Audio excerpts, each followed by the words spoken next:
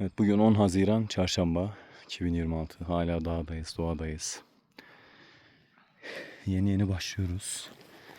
Malum biraz daha küçükler ama küçük küçük alacağız. Toplamaya devam ediyoruz.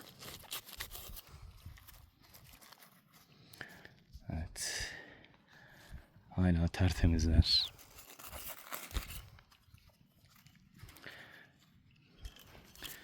Şunu bırakalım. Başkalarına belki denk gelir. Ama biz hala toplamaya devam ediyoruz.